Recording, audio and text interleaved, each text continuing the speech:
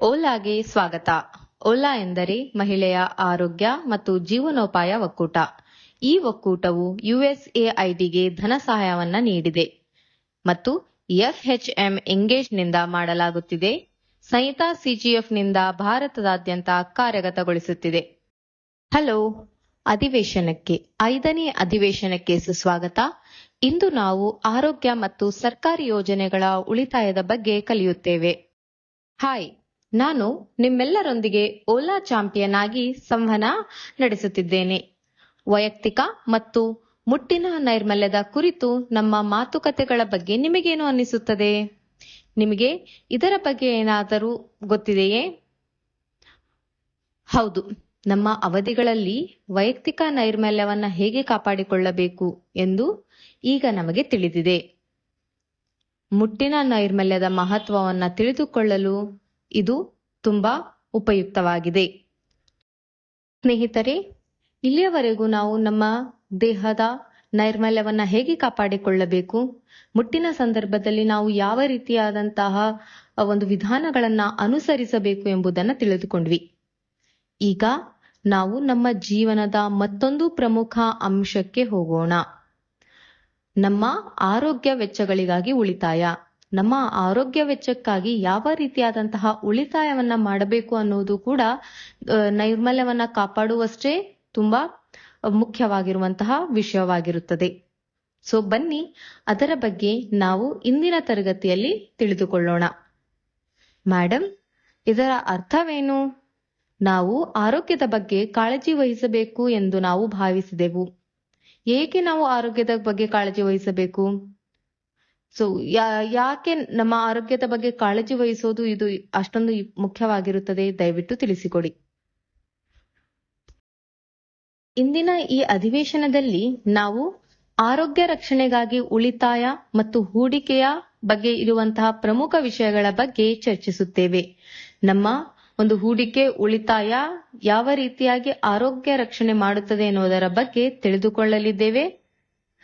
ಹಾಗೆಯೇ ನಾವು ಈ ಅಧಿವೇಶನದಲ್ಲಿ ಕೆಲವು ಪ್ರಶ್ನೆಗಳಿಗೆ ಉತ್ತರವನ್ನ ನೀಡಲಿದ್ದೇವೆ. ಅವುಗಳಲ್ಲಿ ಮೊದಲನೇದಾಗಿ, ಆರೋಗ್ಯ ರಕ್ಷಣೆಗಾಗಿ ಉಳಿತಾಯ ಏಕೆ ಮುಖ್ಯ? ಎರಡನೆಯದಾಗಿ, ಉಳಿತಾಯ ಮತ್ತು ಹೂಡಿಕೆ ಎಂದರೇನು? ಇಲ್ಲಿ ಉಳಿತಾಯ ಮತ್ತು ಹೂಡಿಕೆ ಎರಡೂ ಬೇರೆ ಬೇರೆ ಆಗಿರುತ್ತವೆ. ನಿಮ್ಮ ಮುಂದಿನ ಈ ಅಧಿವೇಶನದಲ್ಲಿ ಈ ತರಗತಿ ಮುಂದುವರೆದ ಹಾಗೆಲ್ಲ ನಿಮಗೆ ಉಳಿತಾಯ ಎಂದರೇನು ಹಾಗೂ ಹೂಡಿಕೆ ಎಂದರೇನು ಎಂಬುದರ ಬಗ್ಗೆ ಸ್ಪಷ್ಟ ಮಾಹಿತಿ ಸಿಗಲಿದೆ. ಮೂರನೆಯದಾಗಿ, ಯಾವ ರೀತಿಯ ಉಳಿತಾಯ ಮತ್ತು ಹೂಡಿಕೆ ಸಾಧನಗಳು ಲಭ್ಯವಿದೆ? ನೀವು ಹೂಡಿಕೆ ಮತ್ತು ಉಳಿತಾಯ ಎಂದರೇನು, ಅವುಗಳು ಏಕೆ ಮುಖ್ಯ ಎಂದು ತಿಳಿದುಕೊಂಡಾದ ಮೇಲೆ ನಿಮಗೆ ಹೂಡಿಕೆಗೆ ಲಭ್ಯವಿರುವಂತಹ ಸಾಧನಗಳ ಬಗ್ಗೆ ಕೂಡ ತಿಳಿಸಲಿದ್ದೇವೆ. ನಾಲ್ಕನೆಯದಾಗಿ, ಆರೋಗ್ಯಕ್ಕಾಗಿ ಉಳಿಸಲು ಉತ್ತಮ ಹೂಡಿಕೆಯ ಅಭ್ಯಾಸಗಳು ಯಾವುವು? ಸೊ ಯಾವ ರೀತಿಯಾದಂತಹ ಒಂದು ಹೂಡಿಕೆಯ ಅಭ್ಯಾಸವನ್ನ ನಾವು ಆರೋಗ್ಯಕ್ಕಾಗಿ ಬಳಸಬೇಕು ಅನ್ನೋದ್ರ ಬಗ್ಗೆ ತಿಳಿದುಕೊಳ್ತಾ ಇದ್ದೀವಿ. ಐದನೆಯದಾಗಿ, ನಾಗರಿಕರಿಗೆ ಲಭ್ಯವಿರುವಂತಹ ಸರ್ಕಾರದ ಆರೋಗ್ಯ ಯೋಜನೆಗಳು ಯಾವುವು? ನಮ್ಮ ಸರ್ಕಾರವು ಸುಮಾರು ಒಂದು ಆರೋಗ್ಯ ಯೋಜನೆಗಳನ್ನ ನೀಡಿದೆ, ಆದರೆ ಸಾಕಷ್ಟು ಜನ ನಮ್ಮಲ್ಲಿ ಆ ಒಂದು ಯೋಜನೆಯ ಬಗ್ಗೆ ತಿಳಿದುಕೊಳ್ಳದೆ ಇದ್ದೇವೆ. ಸೊ ಸರ್ಕಾರ ನೀಡಿರುವಂತಹ ಆರೋಗ್ಯ ಯೋಜನೆಗಳ ಬಗ್ಗೆ ಇಂದು ನಾವು ತಿಳಿಯಲಿದ್ದೇವೆ. ನಂತರ ಆರನೆಯದಾಗಿ, ಈ ಸರ್ಕಾರಿ ಯೋಜನೆಗಳನ್ನ ನಾವು ಹೇಗೆ ಪಡೆದುಕೊಳ್ಳಬಹುದು? ಯಾವ ರೀತಿಯಾಗಿ ಈ ಒಂದು ಸರ್ಕಾರ ಯೋಜನೆಯ ಒಳಗಡೆ ಪ್ರವೇಶಿಸಲು, ಅಂದರೆ ಅದರ ಬಗ್ಗೆ ತಿಳಿದುಕೊಳ್ಳಲು ಹೇಗೆ ಆ ಒಂದು ಯೋಜನೆಗಳನ್ನ ನಮ್ಮದಾಗಿಸಿಕೊಳ್ಳಬಹುದು ಅನ್ನುವಂತಹ ನಿಮ್ಮ ಪ್ರಶ್ನೆಗೆ ಉತ್ತರವನ್ನ ನೀಡಲಿದ್ದೇವೆ. ಕೊನೆಯದಾಗಿ, ಅಪ್ರಿಶಿಯೇಟ್ ಆಪ್, ಒಂದು ಆಪ್ ಇದೆ, ಅದರ ಹೆಸರು ಅಪ್ರಿಶಿಯೇಟ್ ಆಪ್. ಆ ಆಪ್ನ ಮೂಲಕ ಆರೋಗ್ಯ ವೆಚ್ಚವನ್ನ ಹೇಗೆ ಉಳಿಸೋದು ಅನ್ನೋದರ ಬಗ್ಗೆ ನಿಮಗೆ ಮಾಹಿತಿ ನೀಡಲಿದ್ದೇವೆ. ಸ್ನೇಹಿತರೆ, ಈ ಎಲ್ಲಾ ಪ್ರಶ್ನೆಗಳಿಗೆ ನೀವು ಉತ್ತರ ಕಂಡುಕೊಂಡ ನಂತರ ಉಳಿತಾಯದ ಬಗ್ಗೆ ಹಾಗೂ ಹೂಡಿಕೆಯ ಬಗ್ಗೆ ನಿಮಗೊಂದು ಸ್ಪಷ್ಟ ಮಾಹಿತಿ ಸಿಗಲಿದ್ದು, ಆ ಒಂದು ಮಾಹಿತಿಯನ್ನ ಸರಿಯಾದ ದಾರಿಯಲ್ಲಿ ಸರಿಯಾದ ರೀತಿಯಲ್ಲಿ ನೀವು ಬಳಸಿದ್ದೇ ಆದಲ್ಲಿ ಉತ್ತಮ ಉಳಿತಾಯ ಮತ್ತು ಉನ್ನತ ಹೂಡಿಕೆ ಮಾಡಲು ನಿಮಗೆ ಸಹಕಾರಿಯಾಗುತ್ತದೆ. ಹಾಗೂ ಈ ಒಂದು ಉಳಿತಾಯ ಮತ್ತು ಹೂಡಿಕೆ ನಿಮ್ಮ ಆರೋಗ್ಯದ ಸಲುವಾಗಿ ಆಗಿರೋದ್ರಿಂದ ಮುಂದಿನ ದಿನದಲ್ಲಿ ನಿಮ್ಮ ಆರೋಗ್ಯ ಸಮಸ್ಯೆ, ನೀವೇನಾದರೂ ಆರೋಗ್ಯ ಸಮಸ್ಯೆಯಿಂದ ಬಳಲಿದರೆ ಈ ಒಂದು ಹೂಡಿಕೆ ಮತ್ತು ನಿಮ್ಮ ಉಳಿತಾಯ ನಿಮ್ಮ ನೆರವಿಗೆ ಬರಲಿದೆ. ಮೇಡಮ್, ಆರೋಗ್ಯ ರಕ್ಷಣೆಯ ಉಳಿತಾಯ ಎಂದರೇನು? ಇದು ಸಾಮಾನ್ಯ ಉಳಿತಾಯಕ್ಕಿಂತ ಭಿನ್ನವಾಗಿದೆಯೇ? ಇದು ನಮ್ಮ ಆರೋಗ್ಯಕ್ಕೆ ಹೇಗೆ ಸಂಬಂಧ ಇದೆ? ನಮ್ಮ ಆರೋಗ್ಯಕ್ಕೂ ಈ ಒಂದು ಉಳಿತಾಯಕ್ಕೂ ಇರುವಂತಹ ಸಂಬಂಧವೇನು? ಇದರಿಂದ ನಮ್ಮ ಆರೋಗ್ಯದ ಉಳಿತಾಯ ಹೇಗಾಗುತ್ತಿದೆ? ದಯವಿಟ್ಟು ತಿಳಿಸಿಕೊಡುವಿರಾ? ಈ ಒಂದು ಉಳಿತಾಯ ಅನ್ನುವಂಥದ್ದು, ಅದರಲ್ಲೂ ಆರೋಗ್ಯದ ಉಳಿತಾಯ ಎನ್ನುವಂಥದ್ದು ನಿಮ್ಮ ಹಣಕಾಸಿನ ಯೋಜನೆಯಲ್ಲಿ ಅತಿ ಮುಖ್ಯವಾದಂತಹ ಪಾತ್ರವನ್ನ ವಹಿಸುತ್ತದೆ. ಏಕೆಂದರೆ ಇದು ನಿಮ್ಮ ವೈದ್ಯಕೀಯ ಭಾರೀ ಮೊತ್ತದ ವೆಚ್ಚವನ್ನ ಭರಿಸಲು ನಿಮಗೆ ಸಹಾಯ ಮಾಡುತ್ತದೆ. ಇದಷ್ಟೇ ಅಲ್ಲದೆ ನಿಮ್ಮ ಅನಿರೀಕ್ಷಿತ ಆರೋಗ್ಯದ ಬಿಕ್ಕಟ್ಟಿನ ಸಮಯದಲ್ಲಿ ಆರ್ಥಿಕ ಭದ್ರತೆಯನ್ನ ಖಾತ್ರಿಗೊಳಿಸುತ್ತದೆ. ಅಂದರೆ ನೀವು ಸರಿಯಾದ ಸಮಯದಲ್ಲಿ ಉಳಿತಾಯವನ್ನ ಅಂದ್ರೆ ಹಣಕಾಸಿನ ಉಳಿತಾಯವನ್ನ ಏನಾದರೂ ಆರಂಭಿಸಿದ್ದೇ ಆದಲ್ಲಿ ನಿಮಗೆ ಭಾರೀ ಮೊತ್ತದ ವೈದ್ಯಕೀಯ ವೆಚ್ಚವನ್ನ ಅಂದ್ರೆ ಖರ್ಚನ್ನ ಭರಿಸಲು ಅಷ್ಟೇ ಅಲ್ಲದೆ ನಿಮ್ಮ ಆರ್ಥಿಕ ಸಮಯದಲ್ಲಿ ನಿಮ್ಮ ಬಿಕ್ಕಟ್ಟುಗಳನ್ನ ಭದ್ರತೆಗೊಳಿಸಲು ಅಂದ್ರೆ ನಿಮ್ಮ ಒಂದು ಬಿಕ್ಕಟ್ಟು ನಿಮ್ಮನ್ನ ತೊಂದರೆಯಿಂದ ಹೊರತೆಗೆದುಕೊಂಡು ಬರಲು ಈ ಒಂದು ಉಳಿತಾಯ ಹಣಕಾಸಿನ ಯೋಜನೆ ತುಂಬಾ ಮುಖ್ಯವಾಗಿ ಕೆಲಸಕ್ಕೆ ಬರುತ್ತದೆ. ಹಾಗಾಗಿ ಉಳಿತಾಯ ಅನ್ನುವಂಥದ್ದು ಅಂದ್ರೆ ಆರೋಗ್ಯಕ್ಕಾಗಿ ಹಣಕಾಸಿನ ಉಳಿತಾಯ ಅನ್ನುವಂಥದ್ದು ತುಂಬಾ ಮುಖ್ಯವಾಗಿರುತ್ತದೆ. ಉಳಿತಾಯ ಅಂದರೇನು ಅಂತ ಹೇಳಬಲ್ಲಿರಾ? ಇದು ದಿನದ ಕೊನೆಯಲ್ಲಿ ನಮ್ಮ ಬಳಿ ಉಳಿದಿರುವಂತಹ ಹಣ, ಅಂದರೆ ನಾವು ಖರ್ಚು ಮಾಡಿದ ನಂತರ ನಮ್ಮೆಲ್ಲಾ ಖರ್ಚುಗಳನ್ನ, ತಿಂಗಳ ಖರ್ಚು ವೆಚ್ಚವನ್ನ ತೆಗೆದು ನಮ್ಮ ಒಂದು ಖಾತೆಯಲ್ಲಿ ಉಳಿದಿರುವಂತಹ ಹಣವನ್ನೇ ನಾವು ಉಳಿತಾಯ ಅಂತ ಹೇಳ್ತೀವಿ. ಅತಿ ಸರಳವಾಗಿ ಹೇಳೋದಾದ್ರೆ ಉಳಿತಾಯ ಅಂದ್ರೆ ನಿಮ್ಮ ತಿಂಗಳ ಎಲ್ಲಾ ಖರ್ಚನ್ನ ಖರ್ಚು ಮಾಡಿ ತಿಂಗಳ ಕೊನೆಯಲ್ಲಿ ನಿಮ್ಮ ಕೈಯಲ್ಲಿ ಉಳಿದಿರುವಂತಹ ಹಣವನ್ನೇ ನೀವು ಉಳಿತಾಯದ ಹಣ ಅಂತ ಕರೆಯಬಹುದು. ಇದನ್ನ ನಾವು ಆಕ್ಚುಲ್ ಆಗಿ ಉಳಿತಾಯದ ಹಣ ಅಂತ ಕರಿತೀವಿ. ಅಂದರೆ ಸಾಂಪ್ರದಾಯಿಕವಾಗಿ ಎಲ್ಲಾ ಹಣವನ್ನ ನಿಮ್ಮ ಅಗತ್ಯತೆಯ ಖರ್ಚುಗಳಿಗೆ ಖರ್ಚು ಮಾಡಿದ ನಂತರ ನಿಮ್ಮ ಅಕೌಂಟ್ನಲ್ಲಿ, ನಿಮ್ಮ ಖಾತೆಯಲ್ಲಿ ಅಥವಾ ನಿಮ್ಮ ಕೈಯಲ್ಲಿ ಎಷ್ಟು ರೂಪಾಯಿಗಳು ಉಳಿದಿರುತ್ತವೆಯೋ ಅದನ್ನೇ ನಾವು ಉಳಿತಾಯದ ಖಾತೆ ಅಂದ್ರೆ ಉಳಿತಾಯದ ಹಣ ಅಂತಾನೆ ಕರಿತಾ ಇದ್ದೀವಿ. ಹೋಪ್ ನಿಮಗೆ ನಿಮ್ಮ ಪ್ರಶ್ನೆಗೆ ನಿಮಗೆ ಉತ್ತರ ಸಿಕ್ಕಿದೆ ಅಂತ ಅನ್ಕೊಳ್ತಾ ಇದ್ದೀನಿ. ಮುಂದಿನ ಸೆಷನ್ ನಲ್ಲಿ ನಿಮ್ಮ ಒಂದು ಕ್ವೆಶ್ಚನ್ ಅನ್ನ, ನಿಮ್ಮ ಒಂದು ಪ್ರಶ್ನೆಗಳಿಗೆ ಇನ್ನೂ ಸರಳ ರೀತಿಯಲ್ಲಿ ನಾನು ನಿಮಗೆ ತಿಳಿಸಲು ಪ್ರಯತ್ನ ಮಾಡ್ತೀನಿ. ಹೌದು, ನಾವು ಉತ್ತಮ ಹಣವನ್ನ ಉಳಿಸಲು ಸಾಕಷ್ಟು ಕಷ್ಟಪಡುತ್ತೇವೆ. ಆದರೆ ನಮ್ಮೆಲ್ಲಾ ಖರ್ಚನ್ನ ನೀಗಿಸಿಕೊಂಡು ಕೈಯಲ್ಲಿ ದುಡ್ಡು ಉಳಿಯುವುದು ತುಂಬಾ ಕಷ್ಟ ಆಗಿದೆ. ಅಂದರೆ ನಮಗೆ ಉಳಿತಾಯ ಮಾಡುವಂಥದ್ದು ಒಂದು ದೊಡ್ಡ ಪ್ರಶ್ನೆಯಾಗಿ ಎದುರಿಗೆ ನಿಂತಿದೆ. ನಾವು ಉಳಿತಾಯವನ್ನ ಮಾಡಲು ಸಾಧ್ಯವಾಗುತ್ತಿಲ್ಲ. ನಾವು ದುಡಿದ ಹಣವನ್ನ ಉಳಿಸಲು ಕಷ್ಟಪಡುತ್ತೇವೆ.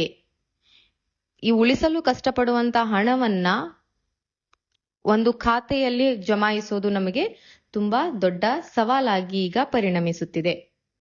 ಉಳಿಸಲು ಉತ್ತಮ ಮಾರ್ಗವೆಂದರೆ ವೆಚ್ಚಗಳಿಗೆ ಖರ್ಚು ಮಾಡುವ ಮೊದಲು ಸ್ವಲ್ಪ ಹಣವನ್ನ ಪಕ್ಕಕ್ಕೆ ಇಟ್ಟುಕೊಳ್ಳೋದು. ಅಂದರೆ ನಿಮ್ಮ ಆದಾಯ ಅಥವಾ ಸಂಬಳದಿಂದ ನೀವು ಉಳಿತಾಯವನ್ನ ತೆಗೆದು ಹಾಕಿದರೆ ಉಳಿದ ಮೊತ್ತವೇ ನಿಮ್ಮ ಖರ್ಚು. ಅಂದ್ರೆ ನಿಮಗೆ ಸರಳವಾಗಿ ಹೇಳೋದಾದ್ರೆ ಹೇಗೆ ನೀವು ಉಳಿಸಲು ಇರುವಂತಹ ಉತ್ತಮ ಮಾರ್ಗ ಯಾವುದು ಅನ್ನೋದೇ ಆದ್ರೆ ನಿಮ್ಮ ದಿನನಿತ್ಯದ ಖರ್ಚುಗಳಿಗೆ ಅಥವಾ ತಿಂಗಳಿಡೀ ಮಾಡುವಂತಹ ಖರ್ಚುಗಳನ್ನ ನೀವು ಪಕ್ಕಕ್ಕೆ ತೆಗೆದು ಹಾಕಿದಾಗ ನಿಮ್ಮ ಖಾತೆಯಲ್ಲಿ ಉಳಿಯುವಂತಹ ಹಣವೇ ಅದೊಂದು ಲೈಕ್ ಸೇವಿಂಗ್ಸ್ ಆಗಿರುತ್ತೆ ಅಂತ ಹೇಳ್ಬೋದು, ಉಳಿತಾಯದ ಹಣ ಅಂತಾನೆ ಹೇಳ್ಬೋದು. ಸೊ ಈ ರೀತಿಯಾಗಿ ನೀವು ತುಂಬಾ ಜೋಪಾನವಾಗಿ ನಿಮ್ಮ ಖರ್ಚು ವೆಚ್ಚಕ್ಕೆ ಎಷ್ಟು ಬೇಕೋ ಅಂತಿಷ್ಟೇ ಹಣವನ್ನ ಪಕ್ಕಕ್ಕೆ ತೆಗೆದಿಟ್ಟು ಉಳಿದ ಮೊತ್ತವನ್ನ ಬ್ಯಾಂಕ್ ಖಾತೆಯಲ್ಲಿ ಹಾಗೆ ಇರಿಸಿದರೆ ಅದನ್ನೇ ನೀವು ಉಳಿತಾಯದ ಮೊತ್ತ, ಉಳಿತಾಯದ ಹಣ ಅಂತ ಕರಿಬಹುದು.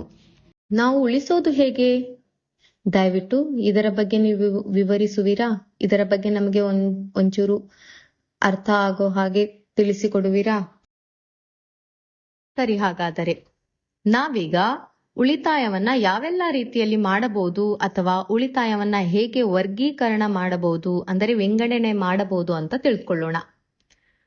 ಅದರಲ್ಲಿ ಕೆಲವು ಹೀಗಿವೆ: ಅಲ್ಪಾವಧಿಯ ಉಳಿತಾಯ ಯೋಜನೆ, ಮಧ್ಯಮ ಅವಧಿಯ ಉಳಿತಾಯ ಯೋಜನೆ ಮತ್ತು ದೀರ್ಘಾವಧಿಯ ಉಳಿತಾಯ ಯೋಜನೆ. ಇಲ್ಲಿ ಅಲ್ಪಾವಧಿಯ ಉಳಿತಾಯ ಅಂದ್ರೇನು? ಬನ್ನಿ ತಿಳಿದುಕೊಳ್ಳೋಣ. ಅಲ್ಪಾವಧಿಯ ಉಳಿತಾಯ ನಾವು ಅಲ್ಪಾವಧಿಯಲ್ಲಿ ಸಾಧಿಸಲು ಅಂದರೆ ಉಳಿತಾಯ ಮಾಡಲು ಬಯಸುವಂತಹ ವಿಷಯಗಳಿಗಾಗಿ ನಾವು ಮೀಸಲಿಟ್ಟ ಹಣವಾಗಿದೆ. ಉದಾಹರಣೆಗಾಗಿ ಅಂದರೆ ಹಬ್ಬ, ರಜೆ ಅಥವಾ ತುರ್ತು ನಿಧಿಗಾಗಿ ಉಳಿತಾಯದಂತಿರಬಹುದು. ಅಂದ್ರೆ ಉಳಿತಾಯ ಮಾಡುವುದು, ಇದನ್ನ ನಾವು ಅಲ್ಪಾವಧಿಯ ಉಳಿತಾಯ ಅಂತ ಕರಿತೀವಿ. ಯಾಕೆಂದ್ರೆ ಮುಂದೆ ಹಬ್ಬ ಬರುತ್ತೆ ಅನ್ನೋದರ ಅರಿವು ನಮ್ಮ ಮುಂಚೆನೆ ಇರುತ್ತೆ. ಹಾಗಾಗಿ ಸ್ವಲ್ಪ ದಿನದಲ್ಲಿ ಹಬ್ಬ ಬರೋದ್ರಿಂದ ಆ ಹಬ್ಬಕ್ಕೆ ಅಂತ ಇಂತಿಷ್ಟು ಹಣನ ನಾವು ಎತ್ತಿಡ್ತಾ ಇರ್ತೀವಿ. ಕೆಲವೊಮ್ಮೆ ನಾವು ಕೆಲಸಕ್ಕೆ ಹೋಗ್ಬೇಕಾದ್ರೆ ರಜೆಗಳು ಬರುತ್ತೆ. ಸಾಲಾಗಿ ಬರುವಂತಹ ರಜೆಗಳಿಗೆ ಯಾವ ರೀತಿಯಾಗಿ ಆ ರಜೆಯನ್ನ ಎಲ್ಲಿಗೆ ಹೋಗ್ಬೇಕು ಅಥವಾ ಆ ರಜೆಯಲ್ಲಿ ಆಗುವಂತಹ ಖರ್ಚುಗಳು ಯಾವ್ಯಾವುದು ಅನ್ನೋದರ ಲೆಕ್ಕ ನಮ್ಗೆ ಮುಂಚೆನೆ ಗೊತ್ತಿರೋದ್ರಿಂದ ಆ ಒಂದು ರಜೆಗಳಿಗೆ ಸ್ವಲ್ಪ ಇಂತಿಷ್ಟು ಹಣ ಅಂತ ನಾವು ಎತ್ತಿಟ್ಟಿರ್ತಾ ಇದ್ದೀವಿ. ಹಾಗೇನೆ ತುರ್ತು ನಿಧಿಗಾಗಿ ನಾವು ಮುಂಚೆನೆ ಊಹೆ ಮಾಡಿರ್ತೀವಿ, ಯಾವುದೋ ಒಂದು ಎಮರ್ಜೆನ್ಸಿ ವರ್ಕ್ ಬರ್ಬೋದು, ತುರ್ತು ಕೆಲಸ ಬರ್ಬೋದು ಅಂತ. ಆ ಒಂದು ತುರ್ತು ಕೆಲಸಕ್ಕಾಗಿ ಉಳಿಸಿದಂತಹ ಹಣ, ಇವುಗಳೆಲ್ಲವನ್ನ ನಾವು ಅಲ್ಪಾವಧಿಯ ಉಳಿತಾಯ ಅಂತ ಕರಿತೇವೆ. ಹಾಗಾದ್ರೆ ಮಧ್ಯಮ ಅವಧಿಯ ಉಳಿತಾಯ ಅಂದ್ರೆ ಏನು, ಯಾವ ರೀತಿ ಮಾಡುವಂತದ್ದು, ಬನ್ನಿ ನೋಡೋಣ. ಮಧ್ಯಮ ಅವಧಿಯ ಉಳಿತಾಯ ನಾವು 3-5 ವರ್ಷಗಳಲ್ಲಿ ಸಾಧಿಸಲು ಅಥವಾ ಯೋಜಿಸಲು ಮಾಡುವಂತಹ ಗುರಿಗಳಾಗಿರುತ್ತವೆ. ಈ ಉಳಿತಾಯವು ಮನೆಗಾಗಿ ಡೌನ್ ಪೇಮೆಂಟ್ ಆಗಿರ್ಬೋದು, ಅಥವಾ ವ್ಯಾಪಾರವನ್ನ ಪ್ರಾರಂಭಿಸೋದಾಗಿರ್ಬೋದು, ಅಥವಾ ಮಗುವಿನ ಶಿಕ್ಷಣ ಅಥವಾ ಮಗುವಿನ ಶಿಕ್ಷಣದ ಭವಿಷ್ಯ ವೆಚ್ಚವನ್ನ ಪೂರೈಸೋದು, ಈ ರೀತಿಯಾಗಿ ಹಲವಾರು ಯೋಜನೆಗಳು ನಮ್ಮ ತಲೆಯಲ್ಲಿರುತ್ತವೆ. ಸೊ ಮಧ್ಯಮ ಅವಧಿಯ ಉಳಿತಾಯ ಒಟ್ಟಾರೆಯಾಗಿ ಹೇಳೋದಾದ್ರೆ ನಾವು ಮುಂದಿನ 5 ವರ್ಷಗಳಲ್ಲಿ ಅಂದ್ರೆ 3-5 ವರ್ಷಗಳಲ್ಲಿ ಏನೆಲ್ಲ ಕೆಲಸ ಮಾಡಬೇಕು ಅನ್ನೋದರ ಅರಿವು ಮುಂಚೆನೆ ಇರುತ್ತೆ. ಅಂದ್ರೆ ಅದರ ಒಂದು ಉಪಾಯ, ಪ್ಲಾನ್ ಅಂತ ಏನ್ ಕರಿತೀವಿ, ನಮಗ್ ಮುಂಚೆನೆ ಗೊತ್ತಿರುತ್ತೆ, ಮುಂಚಿತವಾಗಿ ತಿಳಿದಿರುತ್ತೆ. ನಮ್ಮ ಒಂದು ಯೋಜನೆಗೆ ತಕ್ಕ ಹಾಗೆ ಸೊ ಮನೆಯನ್ನ ಕಟ್ಟಿಸ್ಕೊಳ್ಳೋದಾಗಿರ್ಬೋದು, ಅಥವಾ ಮನೆಯನ್ನ ಖರೀದಿ ಮಾಡುವಾಗ ಡೌನ್ ಪೇಮೆಂಟ್ ಕೊಡೋದಾಗಿರ್ಬೋದು, ಒಂದು ವ್ಯಾಪಾರವನ್ನ ಪ್ರಾರಂಭಿಸಬೇಕು ಅಂದ್ಕೊಂಡಾಗ ಎಷ್ಟು ಮೊತ್ತ ಬೇಕಾಗತ್ತೆ, ಆ ಅಷ್ಟು ಮೊತ್ತವನ್ನ ನಾವು ಕೂಡಿಡಲು ಇವಾಗಿಂದಾನೇ ಪ್ರಾರಂಭ ಮಾಡೋದು. ಇವುಗಳೆಲ್ಲವನ್ನ, ಅದರ ಜೊತೆಗೆ ಮಗುವಿನ ಶಿಕ್ಷಣ, ಮಗು ಬರ್ತಾ ಬರ್ತಾ ಬೆಳಿತಾ ಹೋಗುತ್ತೆ, ಹೇಗೆಲ್ಲ ಯಾವ್ದೆಲ್ಲ ಕ್ಲಾಸಿಗೆ ಅದು ಪ್ರಮೋಟ್ ಆಗ್ತಾ ಹೋಗುತ್ತೋ ಆ ಎಲ್ಲಾ ಒಂದು ತರಗತಿಗೆ ಖರ್ಚು ಜಾಸ್ತಿ ಆಗ್ತಾನೆ ಬರುತ್ತೆ.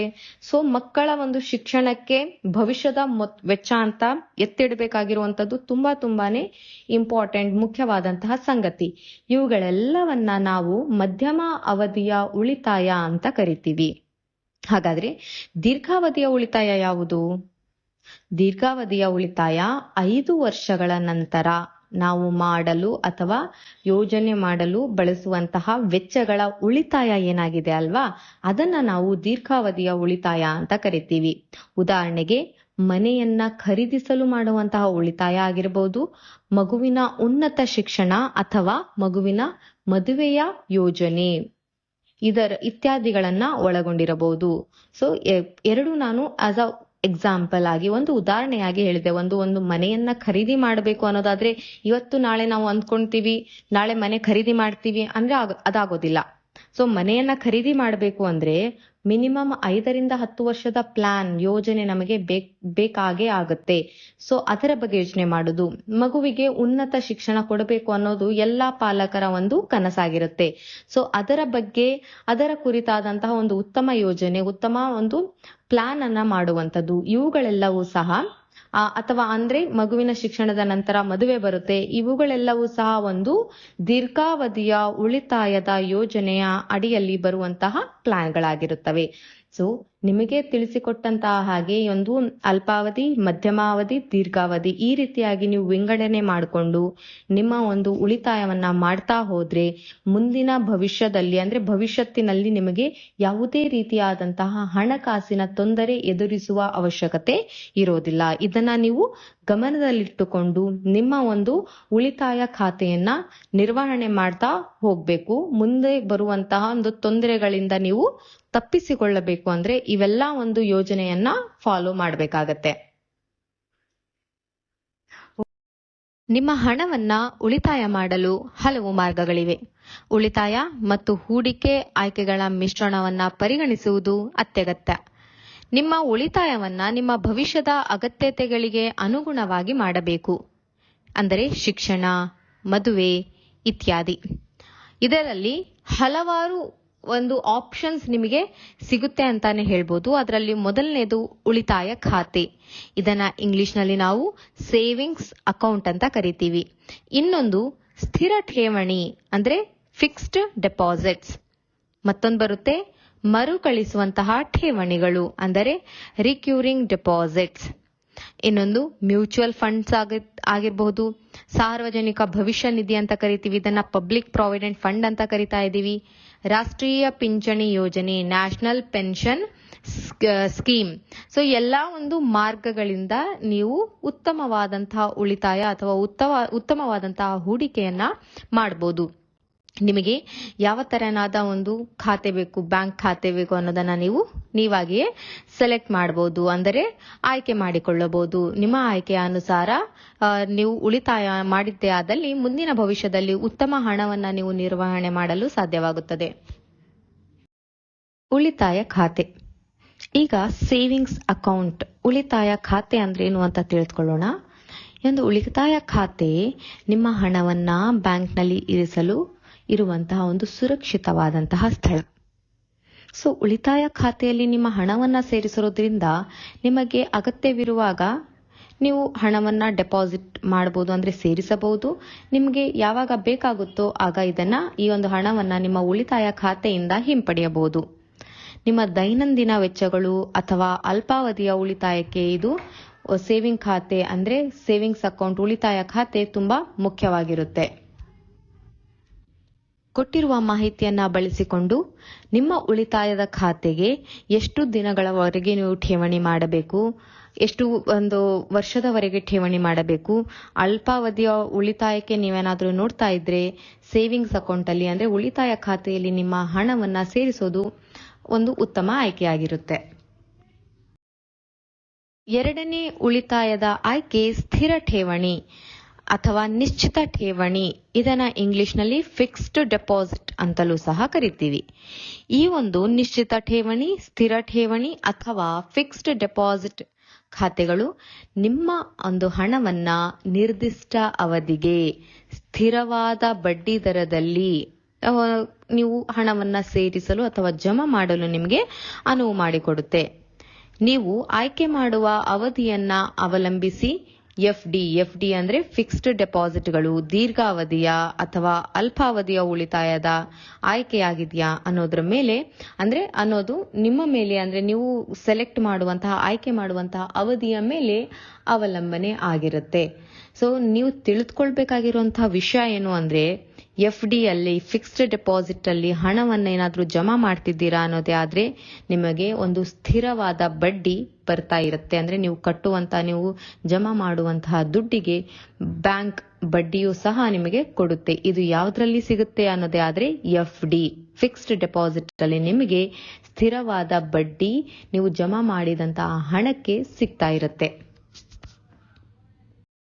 ಬನ್ನಿ ಹಾಗಾದರೆ ಈಗ ಮರುಕಳಿಸುವ ಠೇವಣಿ ಅಂದ್ರೆ ರಿಕ್ಯೂರಿಂಗ್ ಡಿಪಾಸಿಟ್ ಅಂದ್ರೆ ಏನು ಅಂತ ತಿಳಿದುಕೊಳ್ಳೋಣ.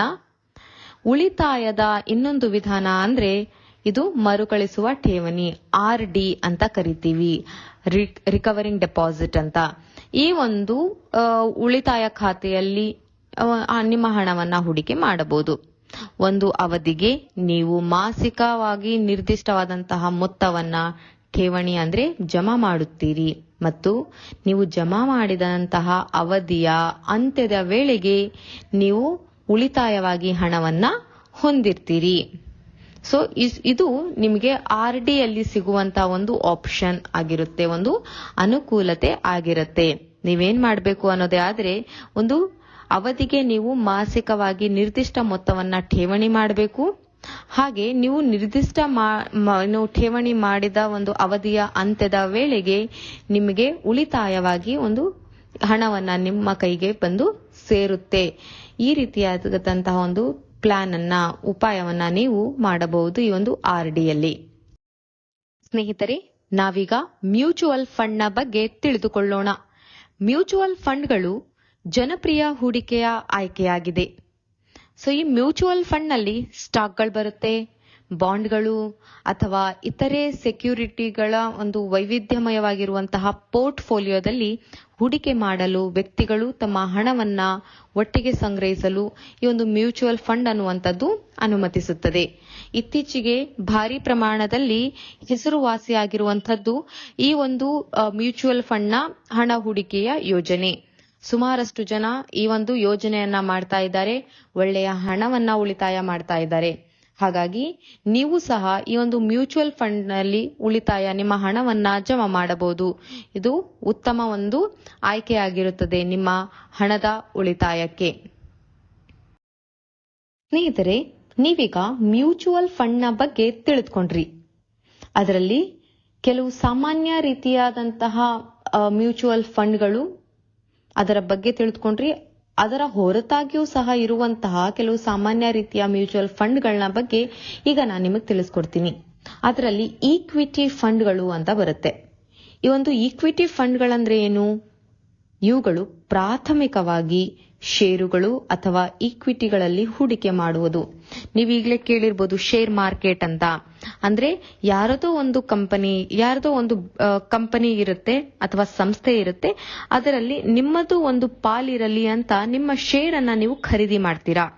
ಇದು ಒಂದು ರೀತಿಯಾದಂತಹ ಒಂದು ಹೂಡಿಕೆ ಆಗಿರುತ್ತೆ. ಇದನ್ನ ನಾವು ಈಕ್ವಿಟಿ ಹೂಡಿಕೆ ಅಂತಾನೂ ಸಹ ಕರಿತೀವಿ. ಅದರ ಜೊತೆಗೆ ಬಾಂಡ್ ಫಂಡ್ಗಳು ಅಂತ ಬರುತ್ತೆ. ಈ ಒಂದು ಬಾಂಡ್ ಫಂಡ್ಗಳು ಅಂದ್ರೆ ಪ್ರಾಥಮಿಕವಾಗಿ ಬಾಂಡ್ಗಳು ಅಥವಾ ಸ್ಥಿರ ಆದಾಯ ಭದ್ರತೆಗಳಲ್ಲಿ ಹೂಡಿಕೆ ಮಾಡುವಂತದ್ದಾಗಿರುತ್ತೆ. ಇದನ್ನ ನಾವು ಬಾಂಡ್ ಫಂಡ್ ಅಂತ ಕರಿತೀವಿ. ಈ ಎರಡೂ ಒಂದು ಆಪ್ಷನ್ ಸಹ ನಿಮಗೆ ಮ್ಯೂಚುವಲ್ ಫಂಡ್ ನಲ್ಲಿ ಬರುವಂತದ್ದಾಗಿರುತ್ತೆ. ನಾವೀಗ ಸಮತೋಲಿತ ನಿಧಿಗಳ ಬಗ್ಗೆ ತಿಳಿದುಕೊಳ್ಳೋಣ.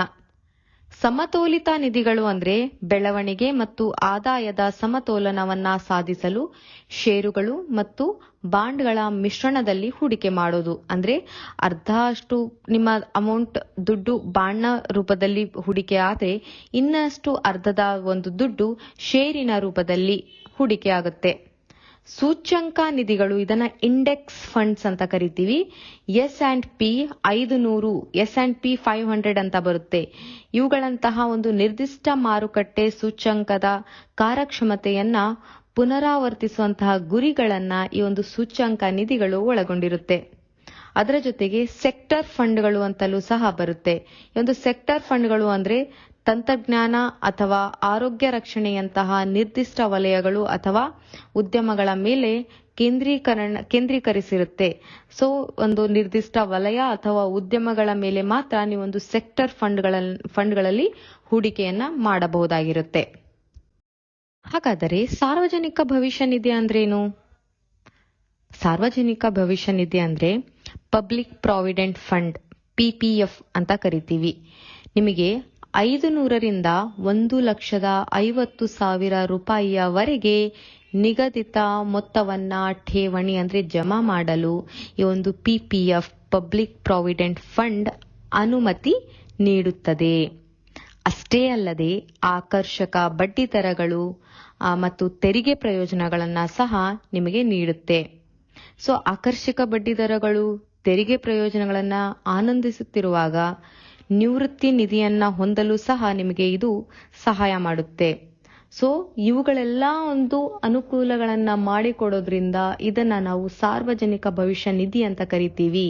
ಯಾಕೆಂದ್ರೆ ಇದು ಕೇವಲ ಇಬ್ಬರಿಗೆ ಮಾತ್ರ ಸೀಮಿತವಾಗಿರದೆ ಸಾರ್ವಜನಿಕದ ಎಲ್ಲರಿಗೂ ಸಹ ಸೀಮಿತವಾಗಿರೋದ್ರಿಂದ ಅನ್ವಯಿಸೋದ್ರಿಂದ ಇದನ್ನ ಪಬ್ಲಿಕ್ ಪ್ರಾವಿಡೆಂಟ್ ಫಂಡ್, ಸಾರ್ವಜನಿಕ ಭವಿಷ್ಯ ನಿಧಿ ಅಂತ ಕರಿತೀವಿ. ಶಾರ್ಟ್ ಫಾರ್ಮ್ ಅಲ್ಲಿ ಚಿಕ್ಕದಾಗಿ ಇದನ್ನ PPF ಅಂತಲೂ ಸಹ ಕರಿತೀವಿ. ಹಾಗಾದರೆ ಒಂದು ರಾಷ್ಟ್ರೀಯ ಪಿಂಚಣಿ ವ್ಯವಸ್ಥೆ ಅಂದ್ರೆ ಏನು? ಇದನ್ನ NPS ಅಂತ ಕರಿತೀವಿ. ಇಂಗ್ಲಿಷ್ ನಲ್ಲಿ ನ್ಯಾಷನಲ್ ಪೆನ್ಷನ್ ಸಿಸ್ಟಮ್ ಅಂತ ಕರಿತಾ ಇದ್ದೀವಿ. ಈ ಒಂದು ರಾಷ್ಟ್ರೀಯ ಪಿಂಚಣಿ ವ್ಯವಸ್ಥೆ ಭಾರತದಲ್ಲಿನ ಒಂದು ಸ್ವಯಂ ಪ್ರೇರಿತ ನಿವೃತ್ತಿ ಉಳಿತಾಯ ಯೋಜನೆಯಾಗಿದೆ. ಅಂದ್ರೆ ನಿಮಗೆ ಏನಾದ್ರೂ ಅನಿಸಿದೆ ಅನ್ನೋದೇ ಆದ್ರೆ ವಯಸ್ಸಾದ ನಂತರ ನನಗೆ ಇಂತಿಷ್ಟು ಒಂದು ಹಣ ಸರ್ಕಾರದ ಕಡೆಯಿಂದ ಬರಬೇಕು ಅಂತ ನೀವೇನಾದ್ರೂ ಮೊದಲೇ ಪೂರ್ವ ನಿಯೋಜಿತ ನಿರ್ಧಾರ ಮಾಡಿದ್ರಿ ಅನ್ನೋದೇ ಆದ್ರೆ ನೀವು ರಾಷ್ಟ್ರೀಯ ಪಿಂಚಣಿ ವ್ಯವಸ್ಥೆಯಲ್ಲಿ ಹೂಡಿಕೆಯನ್ನ ಮಾಡಬಹುದು. ನಿಮ್ಮ ಸಂಬಳದ ಒಂದು ಭಾಗವನ್ನ ನೀವು ಸುರಕ್ಷಿತವಾಗಿ ಆರ್ಥಿಕವಾದಂತಹ ಭವಿಷ್ಯವನ್ನ ನಿರ್ಧರಿಸಲು ಅಥವಾ ನಿರ್ಮಿಸಲು ಸಹಾಯ ಮಾಡುವಂತಹ ಪಿಂಚಣಿ ಒಂದು ರಾಷ್ಟ್ರೀಯ ಪಿಂಚಣಿ ವ್ಯವಸ್ಥೆ ಆಗಿರುತ್ತೆ. ಸೊ ಈ ರಾಷ್ಟ್ರೀಯ ಪಿಂಚಣಿ ವ್ಯವಸ್ಥೆಯಲ್ಲಿ ನೀವು ಭಾಗವಹಿಸಲು ನೀವು ತಿಂಗಳಿಗೆ ಕನಿಷ್ಠ 500ರಿಂದ 1,000 ರೂಪಾಯಿಯ ಹೂಡಿಕೆಯನ್ನ ಮಾಡಬೇಕಾಗುತ್ತೆ. ಅಂದರೆ ನಿಮ್ಮ ಸಂಬಳದಿಂದ ನೀವು ಪ್ರತಿ ಒಂದು ತಿಂಗಳು 500ರಿಂದ 1,000 ರೂಪಾಯಿ ಏನಾದ್ರೂ ನೀವು ಹೊರಗಡೆ ತೆಗೆದು ರಾಷ್ಟ್ರೀಯ ಪಿಂಚಣಿ ವ್ಯವಸ್ಥೆಗೆ ನೀವು ಸೇರಿಸಿದ್ರಿ ಅನ್ನೋದೇ ಆದರೆ ನಿಮಗೆ ಸುಮಾರು ವರ್ಷದ ನಂತರ ಒಂದು ಅತ್ಯಾಕರ್ಷವಾದಂತಹ ಒಂದು ಹಣ ಪಿಂಚಣಿಯ ರೂಪದಲ್ಲಿ ನಿಮ್ಮ ಖಾತೆಗೆ ಬಂದು ಜಮಾ ಆಗುತ್ತೆ. ಹಾಗಾದರೆ ನೀವೀಗ ನಿಮ್ಮ ಆರೋಗ್ಯದ ಒಂದು ಉತ್ತಮ ಅಭ್ಯಾಸಕ್ಕಾಗಿ, ಆರೋಗ್ಯದ ಉಳಿವಿಗಾಗಿ ಹಂಚಿಕೊಳ್ಳಲು ಬಯಸುವಂತಹ ಯಾವುದಾದರೂ ಉತ್ತಮವಾದಂತಹ ಅಭ್ಯಾಸಗಳನ್ನ ನಮ್ಮೊಂದಿಗೆ ಹಂಚಿಕೊಳ್ಳಬಹುದೇ? ನೀವು ನಿಮ್ಮ ಆರೋಗ್ಯದ ಬಜೆಟ್ ಅನ್ನ ರಚನೆ ಮಾಡೋದು ತುಂಬಾ ತುಂಬಾ ತುಂಬಾ ಮುಖ್ಯವಾದಂತಹ ವಿಷಯ. ವಿಮಾ ಕಂತುಗಳು ಬರುತ್ತೆ, ಔಷಧಿಗಳು ಮತ್ತು ನಿಯಮಿತ ತಪಾಸಣೆ ಸೇರಿದಂತೆ ನಿಮ್ಮ ಪ್ರಸ್ತುತ ಆರೋಗ್ಯ ಸಂಬಂಧಿತ ವೆಚ್ಚಗಳನ್ನ ನೀವು ಮೊದಲೇ ನಿರ್ಣಯ ಮಾಡುವಂತಹದ್ದು ಬಹುಮುಖ್ಯವಾದ ಕೆಲಸ.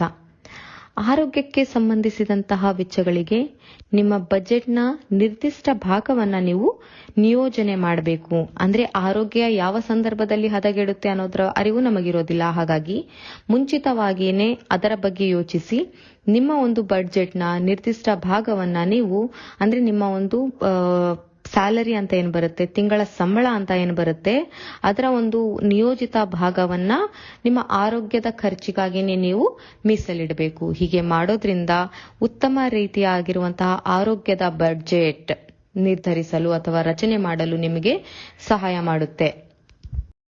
ತುರ್ತು ನಿಧಿ, ಇದನ್ನ ಎಮರ್ಜೆನ್ಸಿ ಫಂಡ್ ಅಂತ ಕರಿತೀವಿ.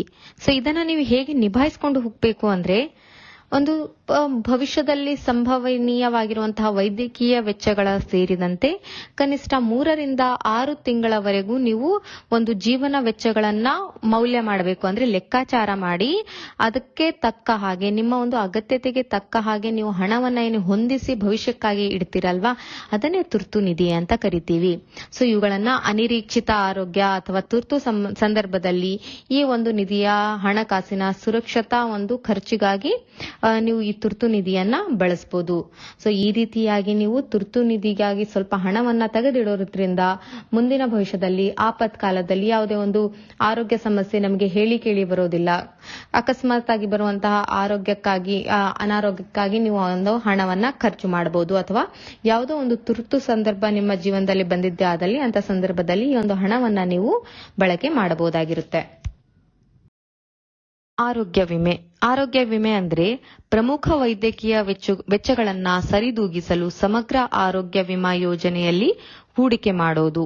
ನಿಮ್ಮ ಪ್ರಸ್ತುತ ಅಗತ್ಯಗಳನ್ನ ಪೂರೈಸೋದು ಅಷ್ಟೇ ಅಲ್ಲದೆ ಅಥವಾ ನಿಮ್ಮ ಪ್ರಸ್ತುತ ಅಗತ್ಯಗಳನ್ನ ಪೂರೈಸುತ್ತದೆ ಅಂತ ಖಚಿತಪಡಿಸಿಕೊಳ್ಳಲು ನಿಮ್ಮ ವಿಮಾ ರಕ್ಷಣೆಯನ್ನ ನಿಯಮಿತವಾಗಿ ಪರಿಶೀಲಿಸಿ ಮತ್ತು ನವೀಕರಿಸಬೇಕು. ಒಟ್ಟಾರೆಯಾಗಿ ನಿಮಗೆ ಹೇಳಬೇಕು ಅನ್ನೋದಾದ್ರೆ, ಈ ಒಂದು ಆರೋಗ್ಯ ವಿಮೆ ನಿಮ್ಮ ಒಂದು ದೇಹದಲ್ಲಿ ಹೆಚ್ಚಿನ ಏರುಪೇರಾಗಿ ತೊಂದರೆ ಉಂಟಾಗಿ ನೀವು ಆಸ್ಪತ್ರೆಗೆ ಹೋದಾಗ ಒಂದು ಭಾರಿ ಮೊತ್ತದ ಖರ್ಚಾಗುತ್ತೆ ಅಂತ ಒಮ್ಮೊಮ್ಮೆ ವೈದ್ಯರು ಹೇಳುತ್ತಾರೆ.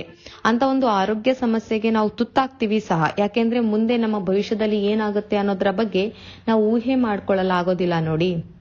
ಸೊ ಅಂತಹ ಸಮಯದಲ್ಲಿ ನೀವು ಆರೋಗ್ಯ ವಿಮೆ ಅಂತ ಒಂದು ವಿಷಯವನ್ನ, ಅಂತ ಒಂದು ವಿಮೆಗಳನ್ನ ಅಥವಾ ಹೂಡಿಕೆಯನ್ನ ಅನುಸರಿಸುತ್ತೀರಾ ಅನ್ನೋದೇ ಆದ್ರೆ ನಿಮಗೆ ಭಾರಿ ಮೊತ್ತದ ಒಂದು ಸೇವಿಂಗ್ಸ್, ಒಂದು ಅಮೌಂಟ್ ಅಥವಾ ಹಣ ಏನಿದೆ ಅಲ್ಲ ನಿಮಗೆ ಉಳಿಯುತ್ತೆ. ಯಾಕೆಂದ್ರೆ ಈ ಒಂದು ಆರೋಗ್ಯ ವಿಮೆಯಲ್ಲಿ ಮುಂದಾಲೋಚನೆಯಿಂದ ನೀವು ಮೊದಲೇ ಹಣವನ್ನ ಉಳಿತಾಯ ಮಾಡಿರೋದ್ರಿಂದ ಹೊರಗಡೆಯಿಂದ ತತ್ಕ್ಷಣವಾಗಿ ಹಣದ ಒಂದು ಉಳಿತಾಯ ಮಾಡಬೇಕು ಅಥವಾ ಹಣವನ್ನ ಅರೇಂಜ್ ಮಾಡಬೇಕು, ಕೂಡಿ ಹಾಕಬೇಕು ಅನ್ನೋದರ ತಲೆನೋವು ನಿಮಗಿರೋದಿಲ್ಲ.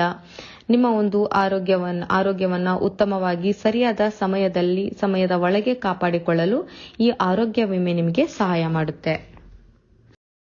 ಆರೋಗ್ಯ ವಿಮೆ. ಆರೋಗ್ಯ ವಿಮೆ ಅಂದ್ರೆ ಪ್ರಮುಖ ವೈದ್ಯಕೀಯ ವೆಚ್ಚಗಳನ್ನ ಸರಿದೂಗಿಸಲು ಸಮಗ್ರ ಆರೋಗ್ಯ ವಿಮಾ ಯೋಜನೆಯಲ್ಲಿ ಹೂಡಿಕೆ ಮಾಡೋದು. ನಿಮ್ಮ ಪ್ರಸ್ತುತ ಅಗತ್ಯಗಳನ್ನ ಪೂರೈಸೋದು ಅಷ್ಟೇ ಅಲ್ಲದೆ ಅಥವಾ ನಿಮ್ಮ ಪ್ರಸ್ತುತ ಅಗತ್ಯಗಳನ್ನ ಪೂರೈಸುತ್ತದೆ ಅಂತ ಖಚಿತಪಡಿಸಿಕೊಳ್ಳಲು ನಿಮ್ಮ ವಿಮಾ ರಕ್ಷಣೆಯನ್ನ ನಿಯಮಿತವಾಗಿ ಪರಿಶೀಲಿಸಿ ಮತ್ತು ನವೀಕರಿಸಬೇಕು. ಒಟ್ಟಾರೆಯಾಗಿ ನಿಮಗೆ ಹೇಳಬೇಕು ಅನ್ನೋದಾದ್ರೆ, ಈ ಒಂದು ಆರೋಗ್ಯ ವಿಮೆ ನಿಮ್ಮ ಒಂದು ದೇಹದಲ್ಲಿ ಹೆಚ್ಚಿನ ಏರುಪೇರಾಗಿ ತೊಂದರೆ ಉಂಟಾಗಿ ನೀವು ಆಸ್ಪತ್ರೆಗೆ ಹೋದಾಗ ಒಂದು ಭಾರಿ ಮೊತ್ತದ ಖರ್ಚಾಗುತ್ತೆ ಅಂತ ಒಮ್ಮೊಮ್ಮೆ ವೈದ್ಯರು ಹೇಳುತ್ತಾರೆ. ಅಂತ ಒಂದು ಆರೋಗ್ಯ ಸಮಸ್ಯೆಗೆ ನಾವು ತುತ್ತಾಗ್ತೀವಿ ಸಹ. ಯಾಕೆಂದ್ರೆ ಮುಂದೆ ನಮ್ಮ ಭವಿಷ್ಯದಲ್ಲಿ ಏನಾಗುತ್ತೆ ಅನ್ನೋದ್ರ ಬಗ್ಗೆ ನಾವು ಊಹೆ ಮಾಡ್ಕೊಳ್ಳಲಾಗೋದಿಲ್ಲ ನೋಡಿ.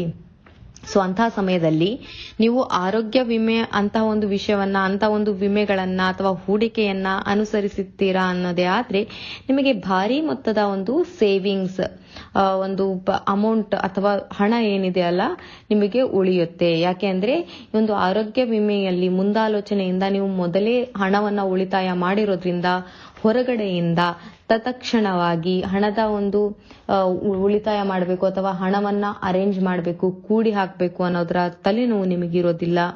ನಿಮ್ಮ ಒಂದು ಆರೋಗ್ಯವನ್ನ ಉತ್ತಮವಾಗಿ ಸರಿಯಾದ ಸಮಯದ ಒಳಗೆ ಕಾಪಾಡಿಕೊಳ್ಳಲು ಈ ಆರೋಗ್ಯ ವಿಮೆ ನಿಮಗೆ ಸಹಾಯ ಮಾಡುತ್ತೆ.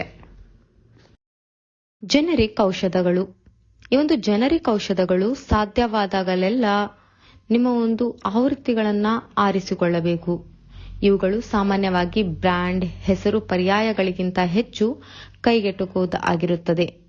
ಅಂದ್ರೆ ಈ ಒಂದು ಜನರಿಕ್ ಔಷಧಗಳು ಸಾಮಾನ್ಯ ಬೆಲೆಯಲ್ಲಿ ಕೈಗೆಟುಕೋದು ಆಗಿರೋದ್ರಿಂದ ನಿಮಗೆ ಚಿಕ್ಕ ಪುಟ್ಟ ಆರೋಗ್ಯ ಸಮಸ್ಯೆ ಎದುರಾದ್ರೆ ನೀವು ಈ ಒಂದು ಜನರಿಕ್ ಔಷಧಿಗಳನ್ನ ತೆಗೆದುಕೊಳ್ಳಬೇಕು. ಹೀಗೆ ಮಾಡೋದ್ರ ಮೂಲಕ ಒಂದು ಆಸ್ಪತ್ರೆಗೆ ಹೋಗಿ ದೊಡ್ಡ ಮೊತ್ತವನ್ನ ನೀವು ಖರ್ಚು ಮಾಡೋದು ತಪ್ಪಿಸಿಕೊಳ್ಳಬಹುದು. ಕೆಲವೊಮ್ಮೆ ನಮಗೆ ಸಣ್ಣ ಪುಟ್ಟ ಆರೋಗ್ಯದಲ್ಲಿ ವ್ಯತ್ಯಾಸ ಆಗಿರೋದ್ರಿಂದ ಈ ಒಂದು ಜನರಿಕ್ ಔಷಧಿಗಳನ್ನ ತೆಗೆದುಕೊಂಡಾಕ್ಷಣ ನಮಗೆ ಆ ಒಂದು ಆರೋಗ್ಯ ಸಮಸ್ಯೆ ಇಲ್ಲ ಆಗುತ್ತೆ.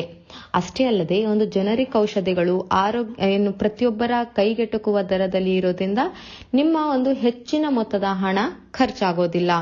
ಕಡಿಮೆ ಒಂದು ಹಣದಲ್ಲಿ ನಿಮ್ಮ ಆರೋಗ್ಯವನ್ನ ನೀವು ಸರಿಯಾಗಿಸಿಕೊಳ್ಳಬಹುದು. ಆರೋಗ್ಯಕರ ಜೀವನ ಶೈಲಿಯ ಆಯ್ಕೆಗಳು.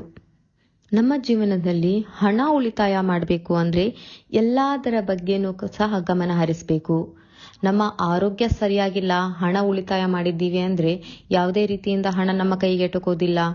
ಅನಾರೋಗ್ಯ ಮತ್ತು ವೈದ್ಯಕೀಯ ಪರಿಸ್ಥಿತಿಗಳ ಅಪಾಯವನ್ನ ಕಡಿಮೆ ಮಾಡಲು ಆರೋಗ್ಯಕರ ಜೀವನ ಶೈಲಿಯನ್ನ ನಾವು ಅಳವಡಿಸಿಕೊಳ್ಬೇಕಾಗತ್ತೆ. ಹಾಗಾದ್ರೆ ಆರೋಗ್ಯಕರ ಜೀವನ ಶೈಲಿ ಅಂದ್ರೆ ಯಾವ್ಯಾವುದು? ಇದು ನಿಯಮಿತವಾದಂತಹ ವ್ಯಾಯಾಮ. ಇತ್ತೀಚಿನ ದಿನಮಾನಗಳಲ್ಲಿ ನಾವು ಓಡ್ತಾ ಇದ್ದೀವಿ, ಕೆಲಸ ಮಾತ್ರ ನಮ್ಮ ತಲೆಗೆ ಹೋಗ್ತಾ ಇದೆ. ವ್ಯಾಯಾಮ ಅನ್ನೋದ್ರಿಂದ ನಾವು ತುಂಬಾ ದೂರ ಉಳ್ಕೊಂಡಿದ್ದೀವಿ. ಹಾಗಾಗಿ ಆಸ್ಪತ್ರೆಗೆ ತುಂಬಾ ಹತ್ರ ಆಗಿದ್ದೀವಿ. ಇದನ್ನ ತಪ್ಪಿಸ್ಬೇಕು ಅಂದ್ರೆ ಒಳ್ಳೆಯ ಆರೋಗ್ಯ ನಮ್ಮದಾಗಿಸ್ಕೊಳ್ಬೇಕು, ಆಸ್ಪತ್ರೆಯಿಂದ ದೂರ ಇರಬೇಕು, ಹಣವನ್ನ ಒಂದು ಒಳ್ಳೆಯ ರೀತಿಯಾಗಿ ನಾವು ಉಳಿತಾಯ ಮಾಡಬೇಕು ಅನ್ನೋದೇ ಆದ್ರೆ ನಿಯಮಿತವಾಗಿ ವ್ಯಾಯಾಮದ ಪದ್ಧತಿಯನ್ನ ನಾವು ಅನುಸರಿಸಬೇಕು. ಅಷ್ಟೇ ಅಲ್ಲದೆ ಸಮತೋಲಿನ ಒಂದು ಆಹಾರ, ಪೌಷ್ಟಿಕತೆಯಿಂದ ಕೂಡಿದಂತಹ ಆಹಾರ ಪದ್ಧತಿಯನ್ನ ನಮ್ಮದಾಗಿಸಿಕೊಳ್ಳಬೇಕು. ಈ ಒಂದು ಧೂಮಪಾನ, ಮದ್ಯಪಾನದಿಂದ ಎಷ್ಟು ಆಗುತ್ತೋ ಅಷ್ಟು ದೂರ ಇರಬೇಕು. ಅಂದ್ರೆ ಇವುಗಳು ತುಂಬಾ ಹಾನಿಕಾರಕ ಅಭ್ಯಾಸಗಳು. ಸೊ ಇವುಗಳನ್ನ ನಾವು ತಪ್ಪಿಸಿದ್ದೇ ಆದಲ್ಲಿ ಉತ್ತಮ ಆರೋಗ್ಯವನ್ನ ನಮ್ಮದಾಗಿಸೋದ್ರಲ್ಲಿ ಎರಡನೇ ಮಾತೇ ಇಲ್ಲ. ಸೊ ಎಲ್ಲಾ ಒಂದು ಅಂಶಗಳನ್ನ ನೆನ್ಪಿಟ್ಕೊಳ್ಬೇಕು. ನಿಯಮಿತವಾಗಿ ವ್ಯಾಯಾಮ ಮಾಡೋದು, ಸಮತೋಲಿನ ಪೌಷ್ಟಿಕತೆಯಿಂದ ಕೂಡಿರುವಂತಹ ಆಹಾರವನ್ನ ತೆಗೆದುಕೊಳ್ಳೋದು, ಧೂಮಪಾನ ಮತ್ತು ಮದ್ಯಪಾನದಿಂದ ದೂರ ಇರುವಂತದ್ದು, ಇವುಗಳನ್ನ ಫಾಲೋ ಮಾಡಿದರೆ, ಅನುಸರಿಸಿದರೆ ನಾವು ಒಂದು ಉತ್ತಮ ರೀತಿಯಾದಂತಹ ಆರೋಗ್ಯಕರ ಜೀವನ ಶೈಲಿಯನ್ನ ಆಯ್ಕೆ ಮಾಡಿದಂತಾಗತ್ತೆ.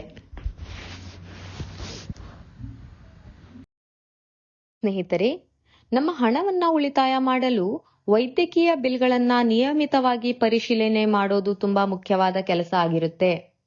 ಸೊ ಈ ಒಂದು ವೈದ್ಯಕೀಯ ಬಿಲ್ಗಳ ಕುರಿತಾಗಿ ನಿಖರತೆಯನ್ನ ಖಚಿತಪಡಿಸಿಕೊಳ್ಳೋದು ತುಂಬಾ ಮುಖ್ಯ.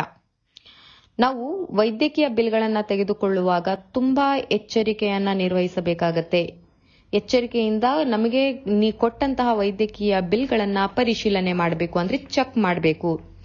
ನಮ್ಮ ವೈದ್ಯಕೀಯ ಬಿಲ್ಗಳಲ್ಲಿ ಅಂದ್ರೆ ನಮಗೆ ಕೊಟ್ಟಿರುವಂತಹ ವೈದ್ಯಕೀಯ ಬಿಲ್ಗಳಲ್ಲಿ ಏನಾದ್ರೂ ದೋಷಗಳು ಅಥವಾ ಯಾವುದೇ ವ್ಯತ್ಯಾಸಗಳನ್ನ ನಾವು ನೋಡಿದಾಗ ತಕ್ಷಣವೇ ನಾವು ನಮ್ಮ ಆರೋಗ್ಯ ರಕ್ಷಕರು ಅಥವಾ ಹೆಲ್ತ್ ಕೇರ್ ಪ್ರೊವೈಡರ್ ಅಂತೇನು ಕರಿತೀವಿ, ಇನ್ನೊಂದು ಹೆಸರು ವಿಮಾ ಕಂಪನಿ ಏನಿರುತ್ತೆ, ಅವರೊಂದಿಗೆ ತಕ್ಷಣವೇ ನಾವು ಪರಿಹಾರಕ್ಕೆ ಕಾಂಟ್ಯಾಕ್ಟ್ ಮಾಡಬೇಕು, ಅಂದ್ರೆ ಅವರನ್ನ ಸಂಪರ್ಕಿಸಬೇಕು. ಇಲ್ಲವಾದಲ್ಲಿ ನಮಗೆ ನಷ್ಟ ಆಗುವಂತಹ ಸಾಧ್ಯತೆ ಹೆಚ್ಚಾಗಿರುತ್ತೆ. ಹಾಗಾಗಿ ಇದರ ಬಗ್ಗೆ ಗಮನ ಹರಿಸಬೇಕು. ಅಂದ್ರೆ ವೈದ್ಯಕೀಯ ಬಿಲ್ಗಳಲ್ಲಿ, ಡಾಕ್ಟರ್ ನೀಡಿರುವಂತಹ ಬಿಲ್ಗಳಲ್ಲಿ ನಮಗೇನಾದ್ರೂ ವ್ಯತ್ಯಾಸ ಕಂಡು ಬಂತು ಅನ್ನೋದೇ ಆದ್ರೆ ತಕ್ಷಣ ನಾವು ಹೆಲ್ತ್ ಕೇರ್ ಪ್ರೊವೈಡರ್ ಅಥವಾ ಇನ್ಶೂರೆನ್ಸ್ ಕಂಪನಿ ಅವರೊಂದಿಗೆ ಸಂಪರ್ಕಕ್ಕೆ ಹೋಗಿ ಅದರ ಬಗ್ಗೆ ನಮಗಿರುವಂತಹ ಒಂದು ಅನುಮಾನವನ್ನ ಪರಿಹರಿಸಿಕೊಳ್ಬೇಕಾಗತ್ತೆ. ಸ್ನೇಹಿತರೆ, ನೀವು ನಿಮ್ಮ ಒಂದು ಹಣ ಯೋಜನೆ ಮಾಡಿರುವಂತಹ ಅಥವಾ ಹಣವನ್ನ ಎಲ್ಲಿ ಡೆಪಾಸಿಟ್ ಮಾಡಿರ್ತೀರೋ, ಹೂಡಿಕೆ ಮಾಡಿರ್ತೀರೋ ಅಂತ ಒಂದು ಕಂಪನಿಯ ಜೊತೆ ಆಗಿರ್ಬೋದು ಅಥವಾ ಒಂದು ಸಂಸ್ಥೆಯ ಜೊತೆ ಆಗಿರ್ಬೋದು, ಯಾವಾಗಲೂ ನೀವು ಟಚ್ ಅಲ್ಲಿ ಇರ್ಬೇಕಾಗತ್ತೆ. ಯಾಕೆ ಅಂದ್ರೆ ಕೆಲವೊಂದು ಬದಲಾವಣೆಗಳು ಆಗ್ತಾ ಇರುತ್ತೆ. ಆ ಒಂದು ಬದಲಾವಣೆ ಆಗುವಂತಹ ವಿಷಯಗಳ ಮಾಹಿತಿ ತಿಳಿದುಕೊಳ್ಳುವುದು ನಿಮಗೆ ಬಹುಮುಖ್ಯದ ಸಂಗತಿಯಾಗಿರುತ್ತೆ. ಹಾಗಾಗಿ ಇದನ್ನ ನಾವು ಇಂಗ್ಲಿಷ್ ನಲ್ಲಿ ಸ್ಟೇ ಇನ್ಫಾರ್ಮ್ಡ್ ಅಂತ ಕರಿತೀವಿ. ಅಂದ್ರೆ ಯಾವ್ದಾವ್ದೆಲ್ಲ ಬದಲಾವಣೆಗಳು ಆಗ್ತಾ ಇರುತ್ತೋ ಅದರ ಕುರಿತಾದಂತಹ ಮಾಹಿತಿ ನಿಮಗೆ ಬರ್ತಾ ಇರಬೇಕು. ಸೊ ಇಲ್ಲಿ ಆರೋಗ್ಯ ರಕ್ಷಣೆಯ ನೀತಿ ಆಗಿರ್ಬೋದು, ವಿಮಾ ಯೋಜನೆ ಆಗಿರ್ಬೋದು, ಲಭ್ಯವಿರುವಂತಹ ಆರೋಗ್ಯಗಳ ಆಯ್ಕೆಗಳ ಬದಲಾವಣೆ ಆಗಿರ್ಬೋದು, ಇವುಗಳೆಲ್ಲದರ ಕುರಿತು ನೀವು ಮಾಹಿತಿಯನ್ನ ಆಗಾಗ ಕಲೆ ಹಾಕ್ತಾ ಇರಬೇಕಾಗತ್ತೆ.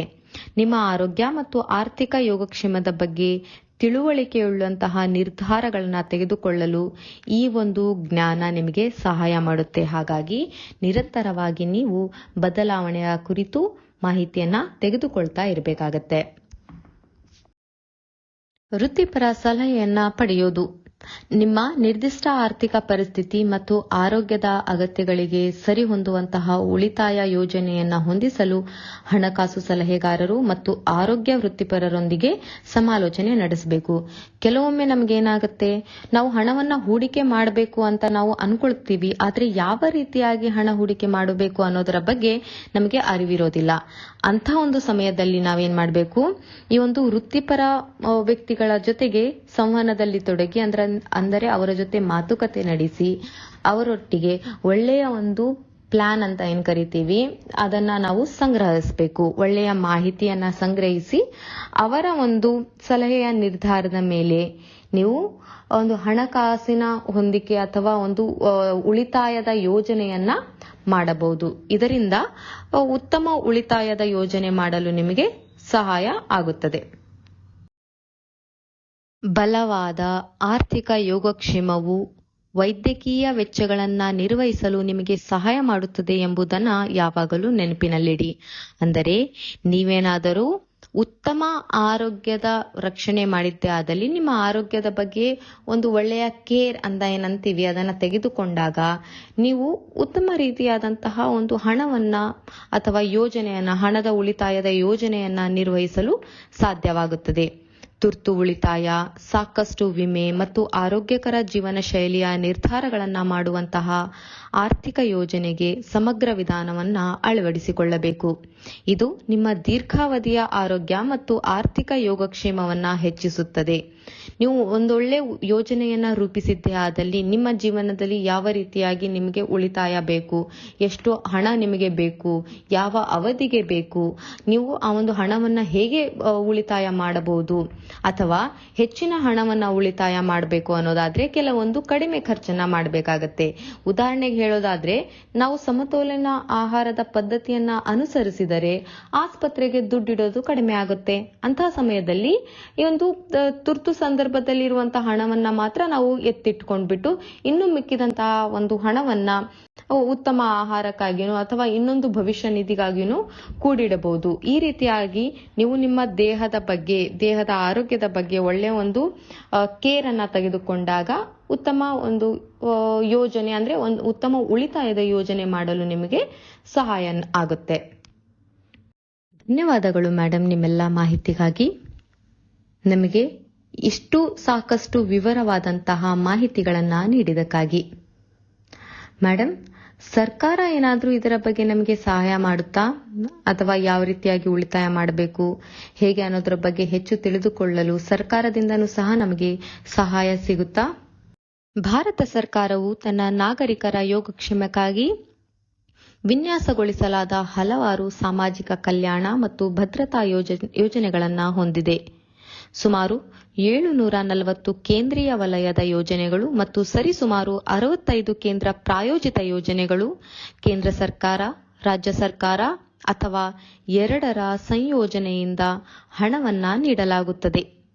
ಈ ಉಪಕ್ರಮಗಳು ಸಾಮಾಜಿಕ ಭದ್ರತೆ, ಉದ್ಯೋಗ ಮತ್ತು ಬಡತನ ನಿರ್ಮೂಲನೆ, ಆರೋಗ್ಯ, ನೈರ್ಮಲ್ಯ, ಶಿಕ್ಷಣ ಮತ್ತು ಹಲವಾರು ಹೆಚ್ಚಿನ ಯೋಜನೆಗಳನ್ನು ಒಳಗೊಂಡಂತೆ ವಿವಿಧ ವರ್ಗಗಳಲ್ಲಿ ವ್ಯಾಪಿಸುತ್ತದೆ. ಇವೆಲ್ಲವೂ ಸಹ ಕಲ್ಯಾಣ ಕರ್ನಾಟಕ ಅಥವಾ ಕಲ್ಯಾಣ ಯೋಜನೆ, ಭದ್ರತಾ ಯೋಜನೆಗಳ ಅಡಿಯಲ್ಲಿ ಬರುತ್ತೆ. ನಾಗರಿಕರ ಯೋಗಕ್ಷೇಮಕ್ಕಾಗಿಯೇ ಇದನ್ನ ಹಮ್ಮಿಕೊಳ್ಳಲಾಗಿದೆ.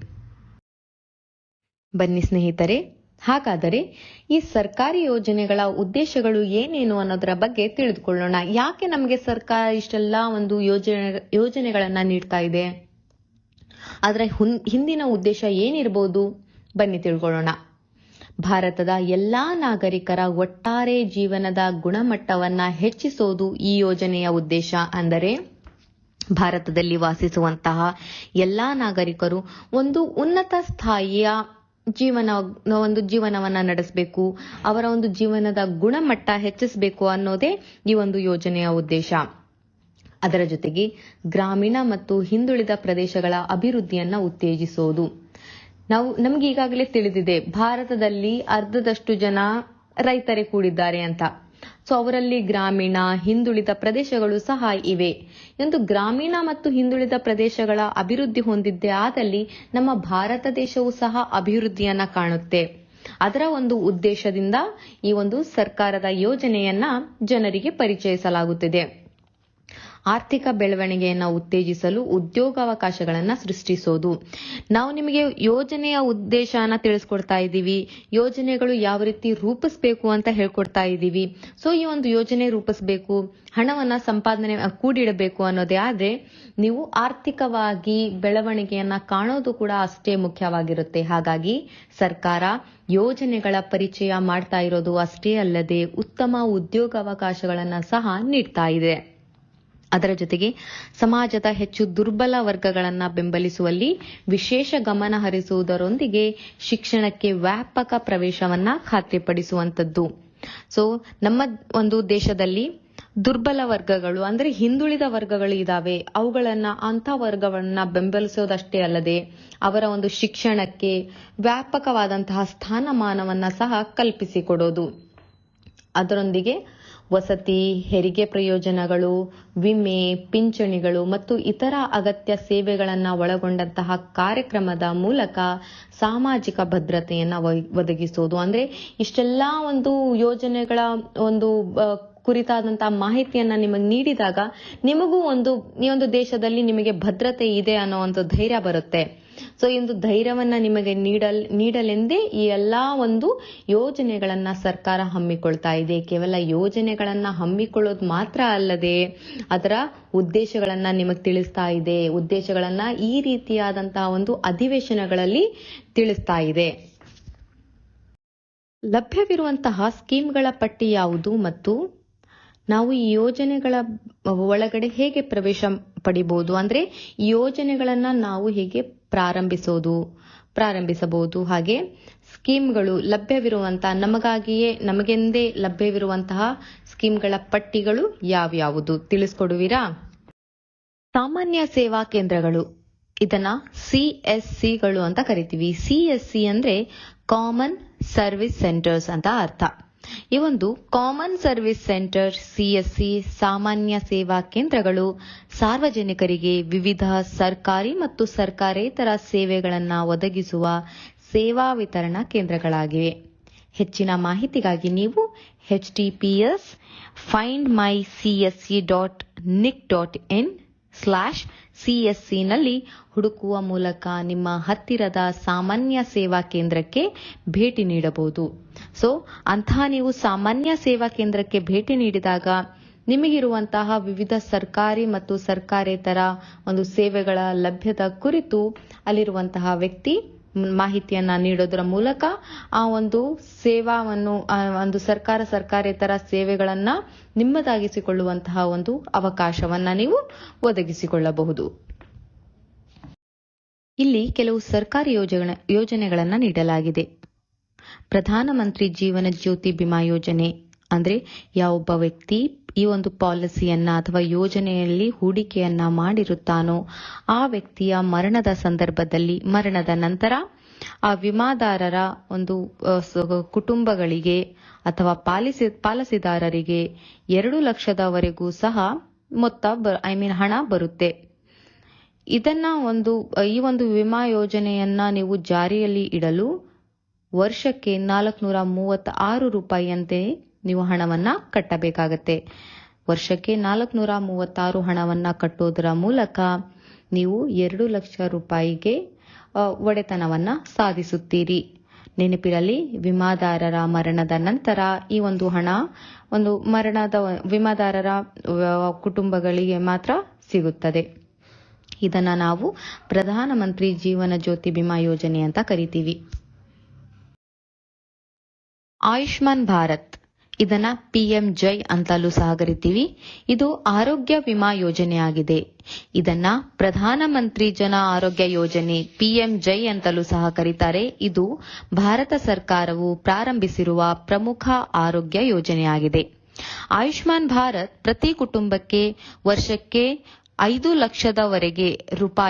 ಲಕ್ಷದವರೆಗೆ ಕವರೇಜ್ ಅನ್ನ ಒದಗಿಸುತ್ತದೆ. ಈ ಮೊತ್ತವು ದಾಖಲಾದ ಫಲಾನುಭವಿಗಳಿಗೆ ವಿವಿಧ ಆರೋಗ್ಯ ವೆಚ್ಚಗಳನ್ನು ಭರಿಸಲೆಂದೇ ನಿರ್ಧರಿಸಲಾಗಿದೆ. ಅಂದರೆ ನೀವೇನಾದ್ರೂ ಆಯುಷ್ಮಾನ್ ಭಾರತ್ ಯೋಜನೆ ಅಡಿಯಲ್ಲಿ ನಿಮ್ಮ ಹೆಸರನ್ನ ನೋಂದಾಯಿಸಿದ್ದೇ ಆದರೆ ನಿಮ್ಮ ಒಂದು ಆಸ್ಪತ್ರೆಯ ತುರ್ತು ಖರ್ಚಿನ ಸಮಯದಲ್ಲಿ ನಿಮಗೆ ವರ್ಷಕ್ಕೆಂದು ಈ ಒಂದು ಸರ್ಕಾರ 5 ಲಕ್ಷ ರೂಪಾಯಿಯವರೆಗೂ ಧನ ಸಹಾಯ ಮಾಡುತ್ತದೆ. ಇದರಿಂದ ನಿಮಗೆ ಭಾರಿ ಮೊತ್ತದ ಒಂದು ಹಣ ಸೇವ್ ಆಗುತ್ತೆ, ಅಂದ್ರೆ ಉಳಿತಾಯ ಆಗುತ್ತೆ. ಅಷ್ಟೇ ಅಲ್ಲದೆ ಉತ್ತಮ ಒಂದು ಮೆಡಿಸಿನ್ ಅಂತ ಏನ್ ಹೇಳ್ತೀವಿ, ಉತ್ತಮ ಔಷಧಿ ನಿಮಗೆ ದೊರಕುತ್ತದೆ. ಅಷ್ಟೇ ಅಲ್ಲದೆ ನಮ್ಮ ಭಾರತ ಸರ್ಕಾರ ಕಿಸಾನ್ ಅಂದ್ರೆ ರೈತರಿಗೂ ಸಹ ಸಮ್ಮಾನ್ ನಿಧಿ ಅಂತ ಒದಗಿಸ್ತಾ ಇದೆ. ಇದನ್ನ ನಾವು PM ಕಿಸಾನ್ ಸಮ್ಮಾನ್ ನಿಧಿ ಅಂತ ಕರಿತೀವಿ. ಈ ಒಂದು ಯೋಜನೆಯ ಅಡಿಯಲ್ಲಿ ತಮ್ಮ ಹೆಸರನ್ನು ನೋಂದಾಯಿಸಿದಂತಹ ಪ್ರತಿಯೊಬ್ಬ ರೈತರಿಗೂ ಸಹ ವರ್ಷಕ್ಕೆ 6,000 ರೂಪಾಯಿಯ ಬೆಂಬಲದ ಆದಾಯವನ್ನ 3 ಸಮಾನ ಕಂತುಗಳಲ್ಲಿ ಭೂಮಿಯನ್ನ ಹೊಂದಿರುವಂತಹ ಎಲ್ಲಾ ಒಂದು ರೈತ ಕುಟುಂಬಗಳಿಗೆ ನೀಡಲಾಗುತ್ತದೆ. ಇಷ್ಟೆಲ್ಲಾ ಒಂದು ಸಹಾಯವನ್ನ ನೀಡೋದರ ಮೂಲಕ ನಮ್ಮ ಸರ್ಕಾರ ಪ್ರತಿಯೊಬ್ಬ ನಾಗರಿಕನ ಸರ್ವತೋಮುಖ ಬೆಳವಣಿಗೆಗೆ ಶ್ರಮ ಪಡ್ತಾ ಇದೆ. ಅಂದರೆ ಯಾವುದೇ ಒಂದು ಭಾರತೀಯ ನಾಗರಿಕನು ಸಹ ಯಾವುದೇ ರೀತಿಯಾದಂತಹ ತೊಂದರೆಗೆ ಸಿಲುಕಬಾರದು ಅನ್ನೋ ಒಂದು ಕಾರಣದಿಂದ ಇಷ್ಟೆಲ್ಲಾ ಒಂದು ನಿಧಿಯನ್ನ, ಇಷ್ಟೆಲ್ಲಾ ಒಂದು ಯೋಜನೆಗಳನ್ನ ನಮಗೆ ಪರಿಚಯ ಮಾಡ್ತಾ ಇದೆ. ನಾವು ಸ್ವಲ್ಪ ಬುದ್ಧಿವಂತಿಕೆಯಿಂದ ಈ ಒಂದು ಎಲ್ಲಾ ಒಂದು ಯೋಜನೆಯ ಫಲವನ್ನ ಪಡೆದುಕೊಳ್ಳುವಷ್ಟು ಜಾಣರಾದ್ರೆ ಸಾಕು. ಸುಕನ್ಯಾ ಸಮೃದ್ಧಿ ಯೋಜನೆ, ಇದು ಹೆಣ್ಣು ಮಕ್ಕಳ ಕಲ್ಯಾಣವನ್ನ ಉತ್ತೇಜಿಸುವ ಗುರಿಯನ್ನ ಹೊಂದಿರುವ ಉಳಿತಾಯ ಯೋಜನೆಯಾಗಿದೆ. ಪೋಷಕರು ತಮ್ಮ ಹೆಣ್ಣು ಮಕ್ಕಳ ಭವಿಷ್ಯಕ್ಕಾಗಿ ಹಣವನ್ನ ಉಳಿಸಲು ಮತ್ತು ಹೂಡಿಕೆ ಮಾಡಲು ಪ್ರೋತ್ಸಾಹಿಸಲು ಈ ಯೋಜನೆಯನ್ನ ಪರಿಚಯಿಸಲಾಗಿದೆ. ವಿಶಿಷ್ಟವಾಗಿ ಉಳಿತಾಯ ಖಾತೆ, ಸುಕನ್ಯಾ ಸಮೃದ್ಧಿ ಯೋಜನೆಯ ಮೇಲಿನ ಬಡ್ಡಿ ದರ, ಸಾಮಾನ್ಯ ಉಳಿತಾಯ ಖಾತೆಗಳು ಅಥವಾ ಸ್ಥಿರ ಠೇವಣಿಗಳಿಂದ ನೀಡಲ್ಪಡುವುದಕ್ಕಿಂತ ಹೆಚ್ಚಾಗಿ ಈ ಒಂದು ಸುಕನ್ಯಾ ಸಮೃದ್ಧಿಯಲ್ಲಿ ನಿಮಗೆ ಹಣ ದೊರೆಯುತ್ತದೆ.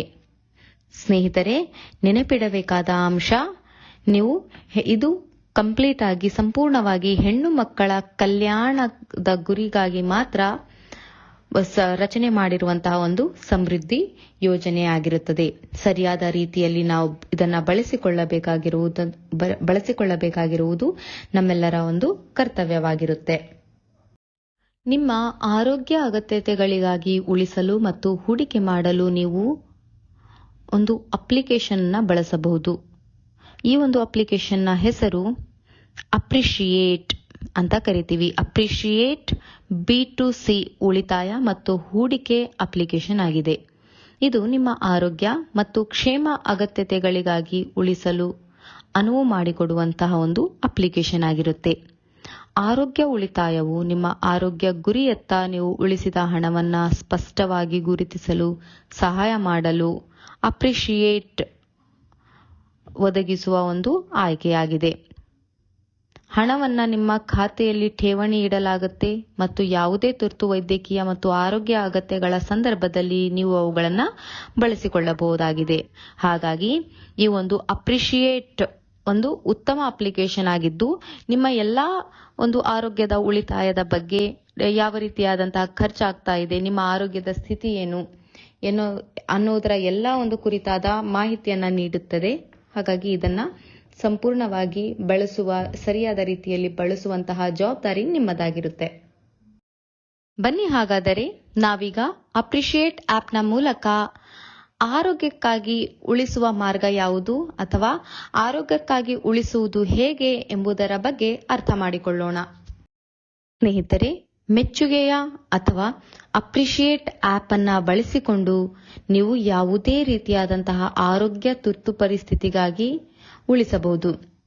ಕೆಳಗೆ ಹಂಚಿಕೊಂಡಿರುವಂತಹ QR ಕೋಡ್ ಅನ್ನ ಬಳಸಿಕೊಂಡು ಅಪ್ರಿಶಿಯೇಷನ್ ಅಥವಾ ಅಪ್ರಿಶಿಯೇಟ್ ಅಪ್ಲಿಕೇಶನ್ ಅನ್ನ ಡೌನ್ಲೋಡ್ ಮಾಡಿ ಮತ್ತು ಡಿಜಿಟಲ್ ಉಳಿತಾಯಕ್ಕಾಗಿ ಮಾರ್ಗಗಳನ್ನ ಕಂಡುಕೊಳ್ಳಿ. ಇದರಿಂದ ಉತ್ತಮ ಉಳಿತಾಯ ನಿಮ್ಮದಾಗುತ್ತದೆ. ನೀವು ಉಳಿತಾಯ ಖಾತೆಯನ್ನ ತೆರೆಯಬಹುದು, ಆರೋಗ್ಯ ಗುರಿಗಳಲ್ಲಿ ಉಳಿಸಬಹುದು, FD, RD ಹತೋಟಿ, ಮ್ಯೂಚುವಲ್ ಫಂಡ್ಗಳಲ್ಲಿ ಹೂಡಿಕೆ ಮಾಡಬಹುದು ಮತ್ತು ಇನ್ನೂ ಹೆಚ್ಚಿನದನ್ನ ಮಾಡಬಹುದು. ಹೆಚ್ಚಿನ ಮಾಹಿತಿ ಮತ್ತು ಸಹಾಯಕ್ಕಾಗಿ ದಯವಿಟ್ಟು 703-933-2584 ನಮ್ಮ ಬೆಂಬಲ ತಂಡವನ್ನ ಸಂಪರ್ಕಿಸಬಹುದು. ನಾನು ನಂಬರನ್ನ ಇನ್ನೊಮ್ಮೆ ಇಂಗ್ಲಿಷ್ನಲ್ಲಿ ಹೇಳ್ತೀನಿ. 703-93325849. ಇಲ್ಲಿ ನಿಮಗೆ ಅಸಿಸ್ಟೆನ್ಸ್ ದೊರಕುತ್ತೆ, ಅಂದ್ರೆ ಸಹಾಯ ಹಸ್ತ ನಿಮಗೆ ಸಿಗಲಿದೆ. ಹೆಚ್ಚಿನ ಮಾಹಿತಿ ಬೇಕು, ಯಾವುದೇ ಒಂದು ಸಹಾಯ ಬೇಕು, ಈ ಹೂಡಿಕೆಯ ಬಗ್ಗೆ ತಿಳಿದುಕೊಳ್ಳಬೇಕು ಅನ್ನೋ ಕಾತುರ ನಿಮಗಿದ್ದರೆ, ಅಥವಾ ಉಳಿತಾಯ ಖಾತೆಯನ್ನ ಆರಂಭಿಸಬೇಕು, ಯಾವ ರೀತಿಯಲ್ಲಿ ಆರಂಭಿಸಬಹುದು, ಹೇಗೆಲ್ಲ ಹೂಡಿಕೆಯನ್ನ ಮಾಡಬೇಕು ಅನ್ನುವಂತಹ ಹಲವಾರು ಪ್ರಶ್ನೆಗಳು ನಿಮ್ಮ ತಲೆಯಲ್ಲಿದ್ದರೆ ಈ ಒಂದು ಸಹಾಯ ನಂಬರ್ಗೆ, ಸಹಾಯವಾಣಿಗೆ ನೀವು ಕರೆ ಮಾಡೋದರ ಮೂಲಕ ನಿಮ್ಮೆಲ್ಲ ಒಂದು ಪ್ರಶ್ನೆಗಳಿಗೆ ಉತ್ತರವನ್ನ ಕಂಡುಕೊಳ್ಳಬಹುದು.